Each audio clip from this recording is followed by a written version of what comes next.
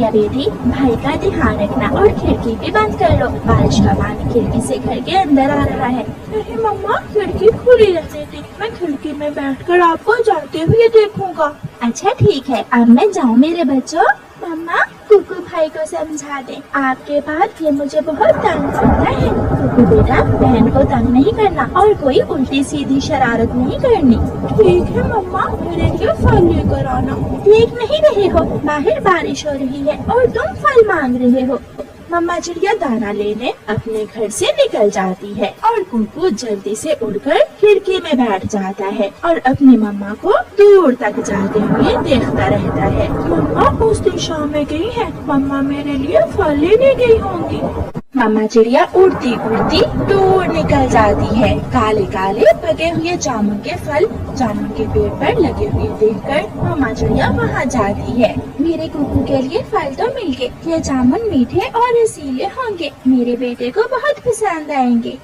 गौरी कभी अपने घर की खिड़की में चिड़िया को जामुन के पेड़ पर बैठा हुआ देखकर अपने पति कालू से कहती है, कालू कालू, कोई है? हमारे जामुन के पेड़ पर कोई है? जल्दी जाओ गौरी और भगाओ उसे, जो भी है। गौरी कभी अपने घर से निकलती है। तुम चिड़िया, तुम यहाँ क्या कर रही हो? मैं अपने बच्चों के लिए फल लेने आई हूँ, मेरे बच्चे भूखे हैं। तू कहीं और से जाकर अपने बच्चों के लिए फल ढूंढो, ये जामुन का पेड़ मेरा है, जाओ यहाँ से। मैंने तो अभी 2 जामुन ही तोड़े हैं।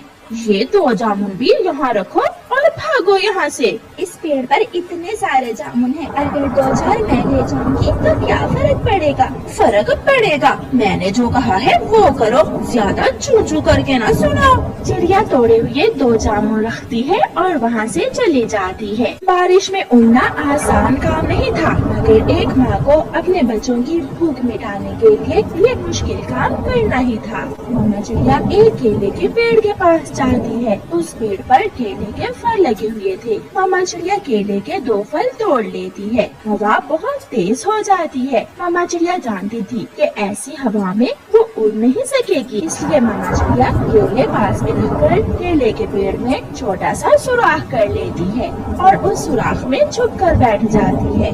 कुकू भाई, मम्मा आई नहीं अभी तक? नहीं, मुझे तो दूर तक मम्मा दिखाई नहीं दे रही। मुझे बहुत भूख लगी है। अभी थोड़ी देर तक मम्मा आ जाएंगी और हमारे लिए दाना भी ले आएंगी। बुढ़िया बहन, मैं बाहर जाकर मम्मा को देखूं उन बड़े पेड़ों के पीछे। नाना भाई, याद है ना, मम्मा ने जाते हुए कहा था कि बाहर नहीं जाना, बाहर तेज बारिश है और ऐसी बारिश में उड़ना बच्चों का खेल नहीं है। बैठे बैठे चिड़िया का ध्यान अपने बच्चों की तरफ जाता है। अब हवा भी थोड़ी रुक चुकी थी। हवा तो रुक गई है, बारिश का क्या पता सारी रात रुके या ना रुके। मैं जाती हूँ, मैं केले के पत्ते से अपने लिए एक छाता बना लेती हूँ और उड़ती हूँ। ऐसा सोचकर मम्मा चिड़िया केले के पत्ते से अपने लिए एक छाता बना लेती है और उड़ती है। अब मम्मा चिड़िया बारिश के पानी से थोड़ा कम भीग रही थी। अपने घर की खिड़की में बैठा हुआ तोता चिड़िया को जाता हुआ देखकर चिड़िया को आवाज देता है, चिड़िया चिड़िया, रुको रुको रुको चिड़िया। तोते भैया, क्या बात है? मुझे बहुत भूख लगी हुई है, क्या तुम मुझे बताओगी कि तुम ये केले के फल कहाँ से लेकर आई हो? वो सामने बड़े पेड़ के पीछे घने जंगल में केले का एक पौधा है जिस पर और भी केले के फल लगे हुए हैं। आप वहाँ से जाकर ले सकते हो केले। अब मैं जाऊँ? मेरे बच्चे मेरा इंतजार कर रहे होंगे। फिर चिड़िया अपने घर की तरफ उड़ती है। जब चिड़िया गौरी कभी के घर के पास से गुजरती है तो चिड़िया के पास केले। गौरी कभी चिड़िया से पूछती है, चिड़िया सुनो सुनो, तुमने ये केले कहाँ से लिए हैं? ये मैंने घने जंगल से लिए हैं। अब ये ना कहना कि वो केले का पेड़ भी तुम्हारा है, वहाँ तो कोई भी नहीं था। चिड़िया, मेरा केले खाने को बहुत दिल कर रहा है, तुम मेरे पेड़ से कुछ जामुन ले लो और अपने केले मुझे दे दो।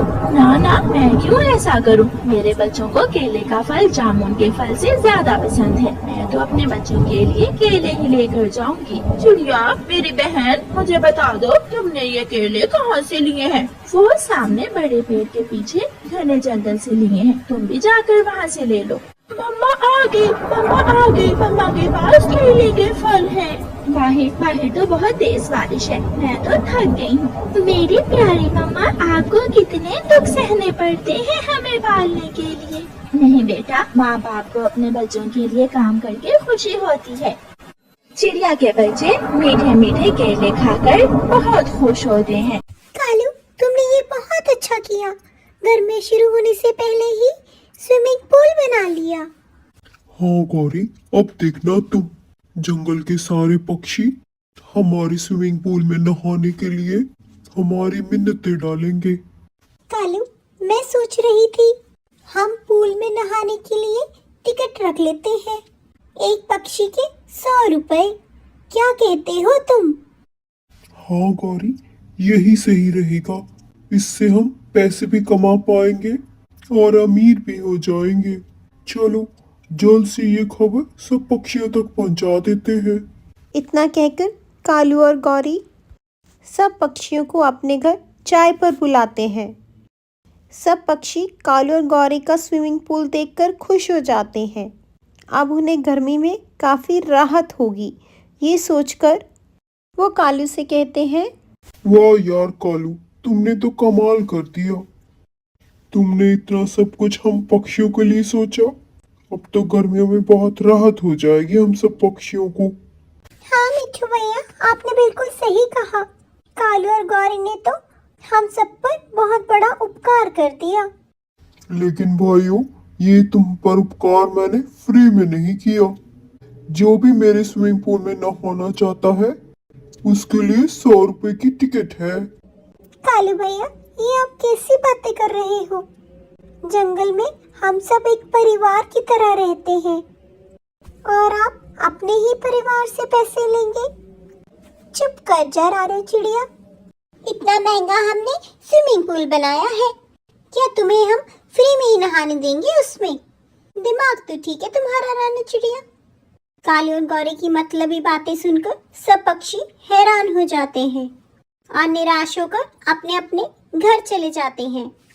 मम्मा, मम्मा, हमें भी स्विमिंग पूल में नहाना है।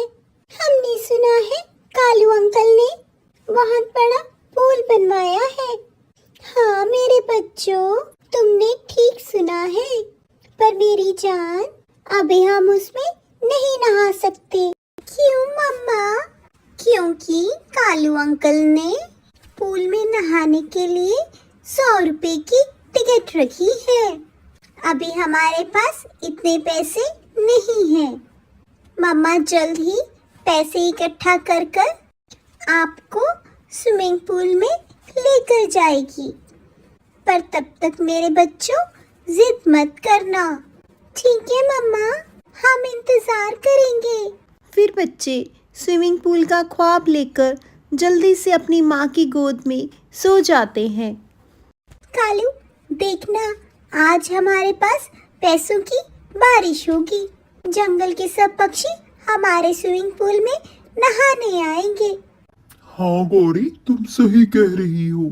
हमारा स्विमिंग पूल है इतना आकर्षित, कोई पक्षी अपने आप को रोक ही नहीं पाएगा। पर सुबह से शाम हो जाती है और कोई भी पक्षी उनके पूल पर नहाने नहीं आता।